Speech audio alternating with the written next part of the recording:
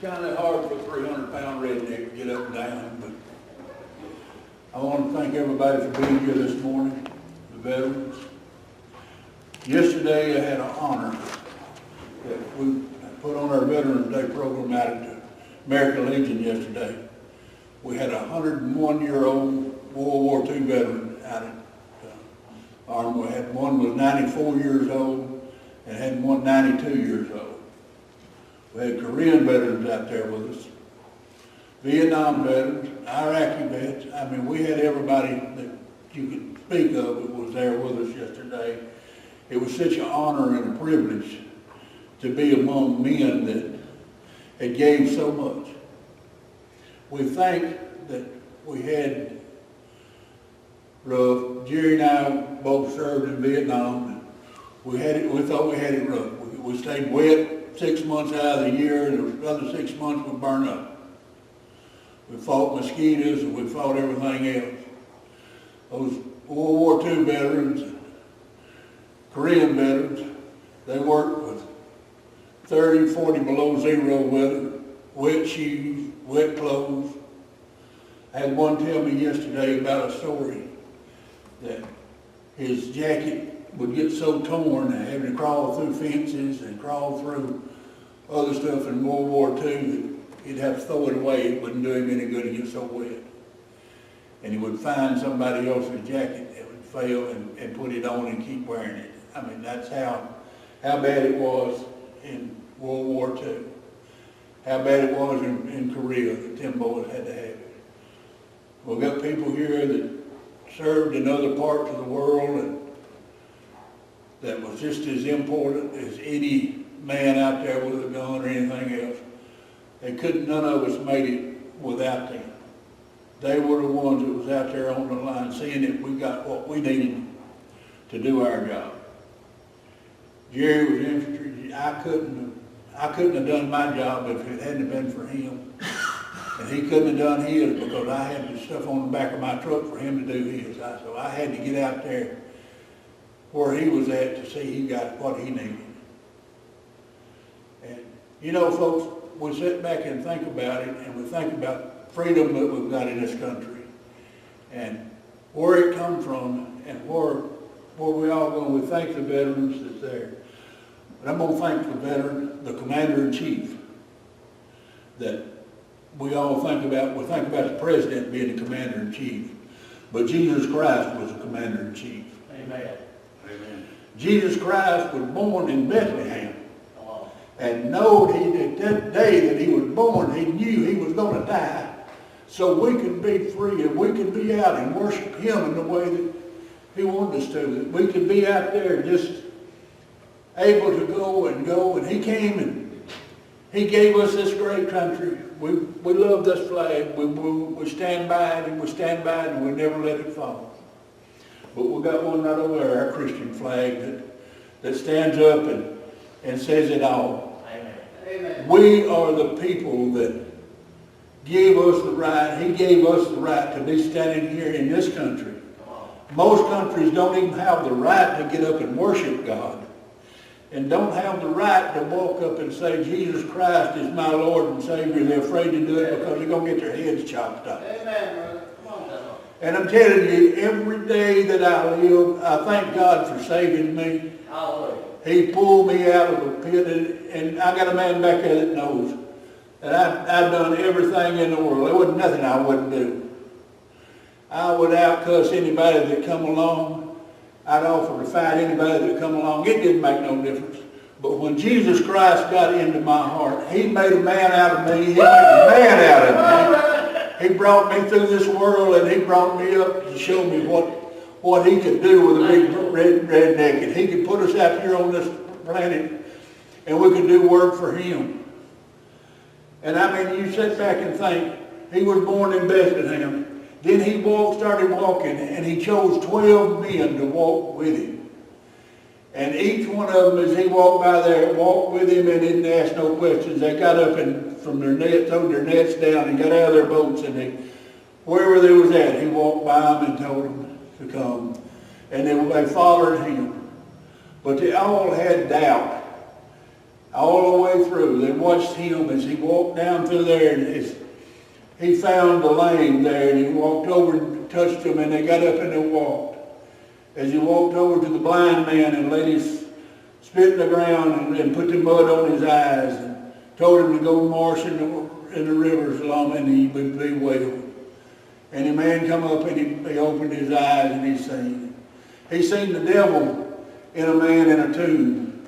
And the man had so many devils in him, a legion they called it, that he was there. And Jesus walked up to where he was at and he said, "Why are you here, Jesus of Nazareth? I mean, why are you here to bother me?" But Jesus brought all of them out of him and sent them into a herd of swine, and sent them off into the river so they would drown.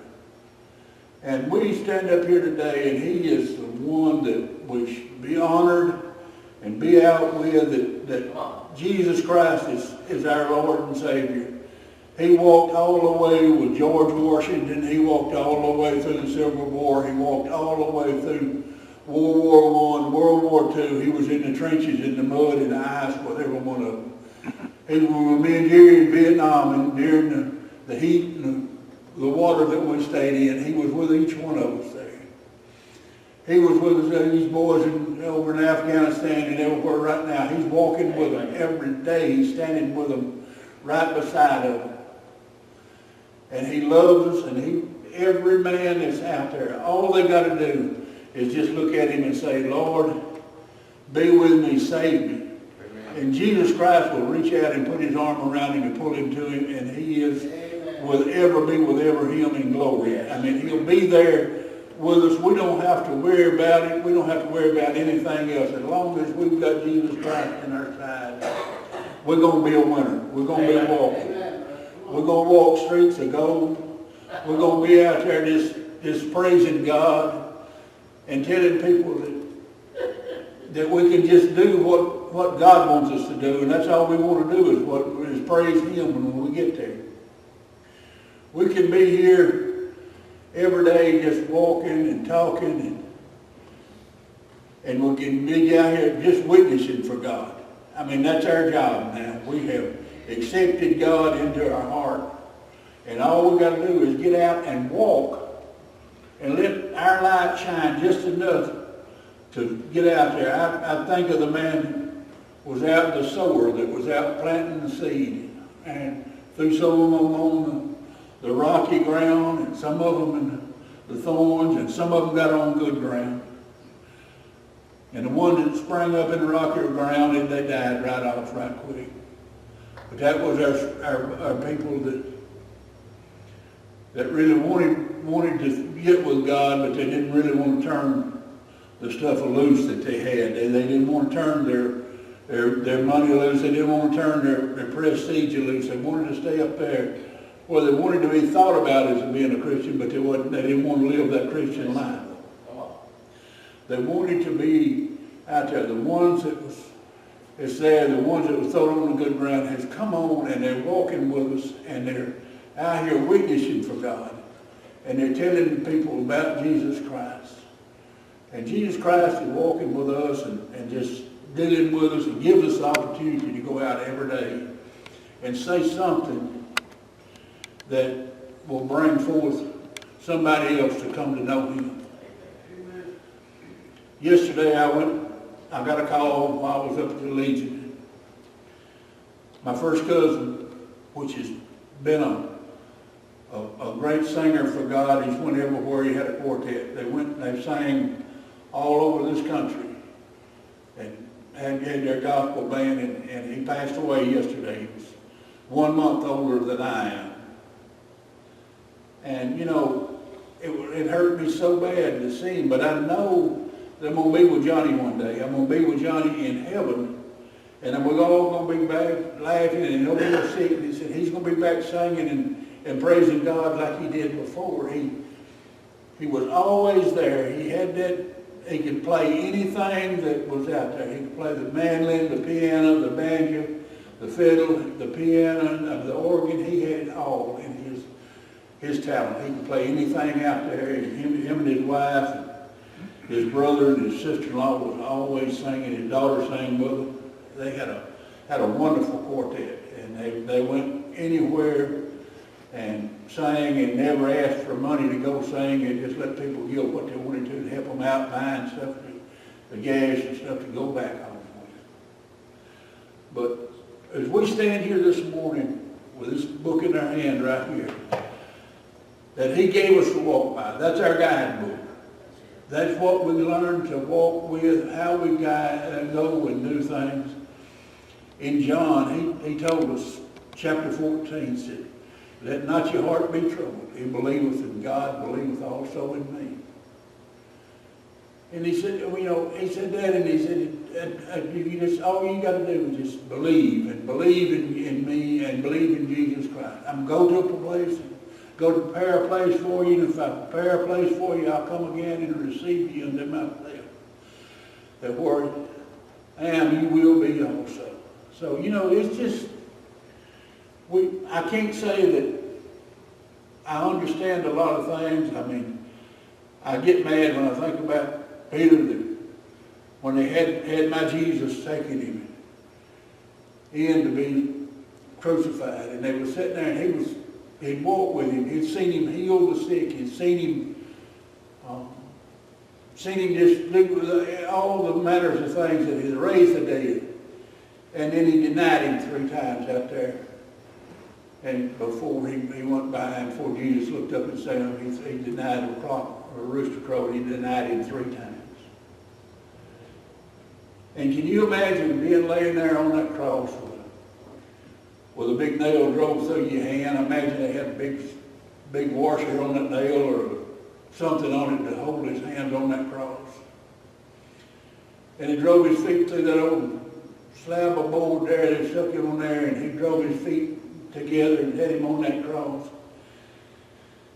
And he just straightened his Father, forgive them. They don't know what they do. They don't do this. But he died for me and you to have the right to be here and serve him and tell other people that what we can do, what we do is what God wants us to do. I know I'll never be a outspoken Billy Graham, or I'll never be out like a lot of these other preachers, but I'm going to tell you, I do love Jesus. And he is the one that I live for. Yes. He's the one that I walk with every day. He keeps me here for some reason. And as long as he puts breath in my body and asks me to get up and speak, I'm going to get up and speak. I'm going to get up and try to do the best I can to glorify Jesus Christ. Amen. And Jesus has done so much for us. He's brought every one of us through all of the turmoils in our life. The losing of my wife, he walked with me through that. He brought me through that. He brought me through so much cancer with my granddaughter. He brought me through that.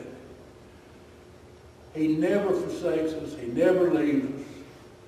He's always there. All we got to do is just reach out and say, Father, forgive me for what I've sinned, and forgive me, Father, and I want to come and live with you, and just let me come and be there with you. And he'll do it. He'll do it. He's got a bucket full of sins with God. And when we ask him to come into our heart, he picks up that bucket and he throws it to the wind. It goes out of the way as far as the east is from the west. And they're never brought up to us again. We may think about it.